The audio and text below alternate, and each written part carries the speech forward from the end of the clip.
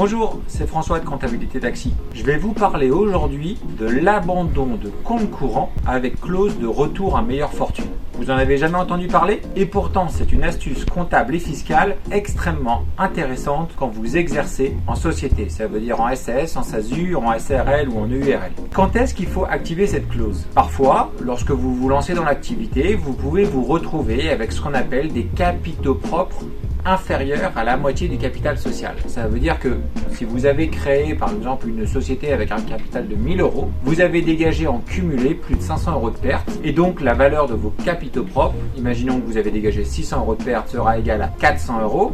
Le capital social est égal à 1000 euros, vous avez une valeur de capitaux propres inférieure à la moitié de la valeur de votre capital social. Le problème quand vous vous retrouvez dans cette situation, c'est que le greffe du tribunal de commerce, il vous rappelle souvent la loi et il vous dit vous avez une mention obligatoire à mettre sur votre cabis pour informer les tiers de la situation potentiellement délicate de votre entreprise. En plus de vous produire une mauvaise image vis-à-vis des tiers, ça va vous coûter de l'argent pour réaliser la formalité juridique. Et en plus, quand vous aurez reconstitué les capitaux propres, parce que vous avez une obligation de les reconstituer au bout de 2 ans, vous aurez une nouvelle formalité juridique à payer. Bien souvent, quand vous êtes dans ce genre de situation, dans ce genre de société, vous avez dans votre comptabilité ce qu'on appelle un compte courant d'associé. C'est-à-dire que vous avez prêté de l'argent à votre société au départ, quand vous vouliez acheter votre autorisation de stationnement, ou vous avez fait un apport pour votre véhicule. Eh bien, sachez que vous pouvez procéder à un abandon de compte courant, c'est-à-dire que vous allez dire la société me devait 10 000, aujourd'hui elle me doit plus que 5 000, ça va faire quoi?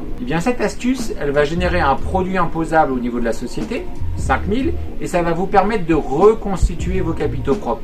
Grâce à cela, vous n'aurez pas la formalité juridique à faire. Alors vous allez me dire, ouais non mais moi ça m'intéresse pas du tout, si derrière ça me fait perdre 5 000 euros, la société me les devait, moi j'ai envie de me les rembourser. Eh bien sachez que vous pouvez, c'est tout l'intérêt de cette mention avec clause de retour à meilleure fortune, lorsque la société ira mieux, vous pourrez reconstituer cette dette, vous pourrez repasser l'écriture dans l'autre sens, et là à ce moment-là, ce sera ce qu'on appelle une charge déductible pour le résultat de l'entreprise. Ça fait qu'au final, la société ne se sera pas retrouvée imposable à l'impôt sur les sociétés et vous aurez évité cette obligation juridique qui vous oblige à faire mentionner sur le cabis et informer les tiers de la situation potentiellement délicate de votre entreprise. Donc pensez-y, quand vous avez un bilan déficitaire et que vous êtes à l'IS, si ça introduit des capitaux propres négatifs, il y a une astuce juridique à activer.